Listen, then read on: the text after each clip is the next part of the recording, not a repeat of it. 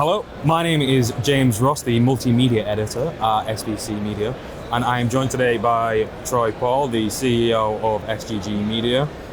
How are you doing today? I'm doing well. How are you doing? I'm doing really good. So you're here to talk a bit about SGG Media, but before we actually delve into that, can you just explain a bit about the company itself? Yeah, of course. So SGG Media is a media and marketing company based in the sports gambling space. And really what we did is we're all in on social media. We built a platform, we like to call them micro-influencers. These are influencers who create an account. Let's say you were a big fan of the New York Knicks. So you created an Instagram or Twitter where you'd only post content about the New York Knicks. And you built up a following of around, let's say, 30 or 40,000 followers. Not a massive following, but there's a lot of these micro-influencers out there. So what SGG did is we built a platform where we aggregated, to date now I think we're at just over 1,500 of these micro-influencer accounts that represent every sport, every league, every team, regional and national. And we built up a following of just over 30 million total followers. And then in terms of the sports gambling space, what we do is we partner with the major corporations. We partner with FanDuel, DraftKings, BetMGM, some daily fantasy sports companies. And we run either branding campaigns if they're launching a new show or a new podcast, just to kind of get sports fans looking at what they're posting. Or we'll run performance marketing campaigns. So we'll run a new sign up when FanDuel launches in Ohio or in New York, basically to bring consumers to these major operators. How instrumental is the convergence of betting and social media in the sector? It's everything. I think if you look at the industry 3 years ago and what operators were doing to now, you can see the convergence happening in real time. You're looking at the new operators like Betr, who's launching a sports media company and a social media company, combining it with an operator platform, and you're seeing the synergies in what's happening with a company like that. Then you look to a company like FanDuel, and you see that they're launching FanDuel TV Plus.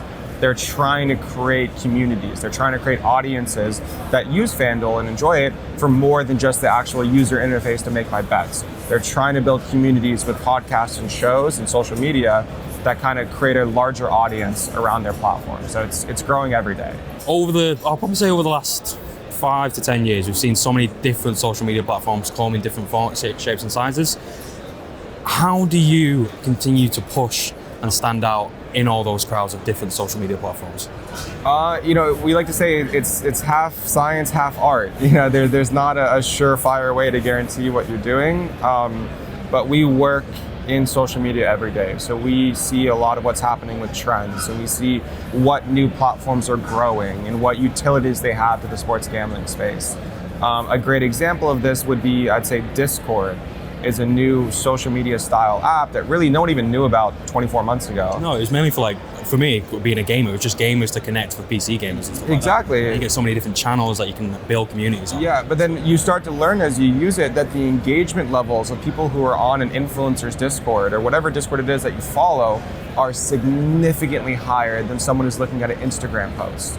So the utility of that, if you can partner with the right people and create the right kind of content on this new platform, is vital for conversions and sending people to whatever operator it is you're working with. So it's a challenge. It's an ongoing changing landscape. That's the way we like it. And it's really just a matter of constantly, evolving with it and looking into everything that's going on. So I'm not sure you delve with Twitch too much, do you? We are involved with Twitch a little bit, yes. Yeah. So recently Twitch announced the big ban on online casinos and stuff like that with due to it's terms and conditions, it's not regulations set. How do a company like yourself, SSG, and the operators within the industry, how do you fully utilize the power of these platforms while also adhering to the regulatory, we'll say, terms and conditions of the sites? It's not easy because it's a moving target constantly. What I'm running one day that's compliant, the next day isn't. And if you look at the Twitch ban, that's I guess the biggest example of this. There was an entire industry of iGaming streamers that were all running and streaming on Twitch one day, and then the next day it's gone overnight. The numbers that fell, I remember looking at the Twitch metrics, and I believe it was before the ban, you was getting 70,000 average hours viewed. Yeah. After the ban, you dropped down to about 20, and it got to about 7,000 at one point. Yeah. Well, it had to have been the fastest growing streaming segment of Twitch. But what's interesting about that, and not to go on too big of a tangent here, what's interesting is if you really read the TOS around the ban and what Twitch said, they said that the non-regulated, non-licensed operators cannot be streamed on Twitch. But that presents a massive opportunity in the US with the legal iGaming operators, the BetMGMs and the Caesars and the FanDuels and the DraftKings, that there's a world that streamers can stream themselves playing iGaming on Twitch so long as it's being done with a licensed regulated operator here in the States.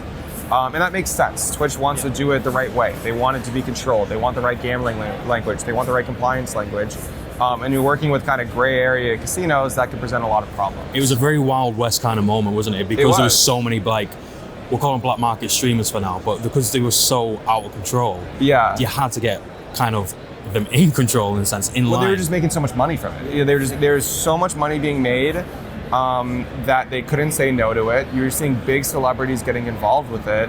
And it got a little bit out of hand. And Twitch laid down the hammer. But I really believe that these platforms want gaming involved on their sites. It's just too big of an audience, and it just brings too many eyeballs to their platform to not be involved with it. You're seeing sports gambling and iGaming going mainstream. You're seeing ESPN getting involved with it. You're seeing the leagues getting involved with it.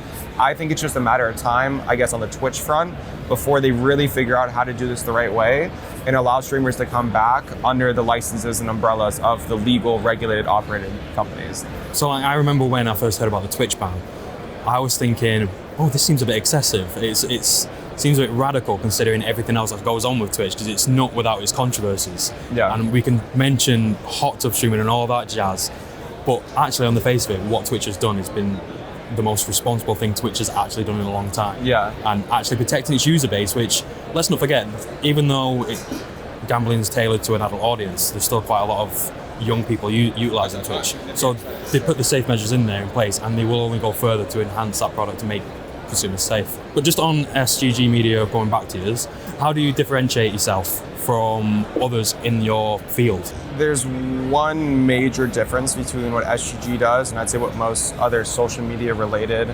marketing media companies do, and that's we're regional. We're regional based. There's a lot of companies that have massive celebrities and ex-athletes and just big name figures that work for them and have massive followings on social media. But if you think about it, their followings are nationwide. They're from California all the way to New York. They're just big celebrities. SGG works with these micro influencers, which is kind of what I alluded to earlier. The audience of someone who follows a New York Knicks influencer, the majority of them are going to be in New York. And then the majority of the audience that follows a Cleveland Browns fan account is going to be in Ohio.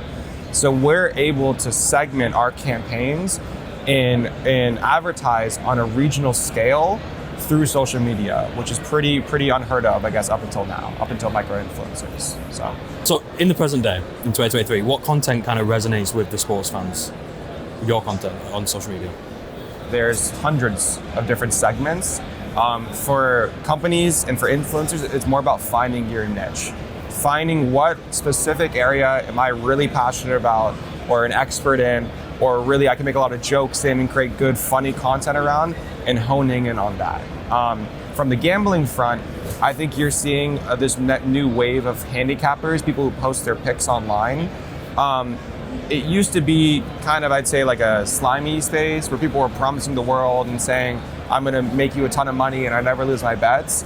And the audience got tired of that because the audience was losing. Whereas now you're starting to see the genesis of content driven by losing bets and funny bets. And I'm making props and, oh my God, I haven't hit a bet for 7 days straight. Fade my picks, please, right? And it's funny. And people are watching these picks and these handicappers, not because they're going to win the money, but because it's relatable. You're a losing gambler, you watch another losing gambler in front of the screen. So that's an area I'm seeing a lot of growth, I guess, in the gambling space. And then in terms of just sports as a whole, I'd say just video-led, short-form video-led podcasts and content.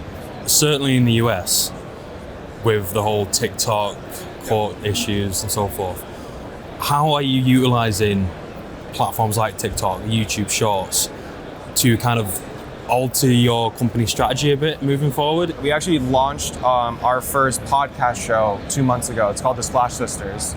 And it's not your traditional podcast where they're filming hour-long videos and clips and posting the audio to Spotify. It's actually short-form video-led. where we're having our 2 podcast hosts, Mev and Hannah, sitting down and creating 15 to 20, 2 to 4 minute segments, sometimes 2 to 4, 15-second segments, to basically distribute across TikTok and across Instagram and across Snapchat and Twitter.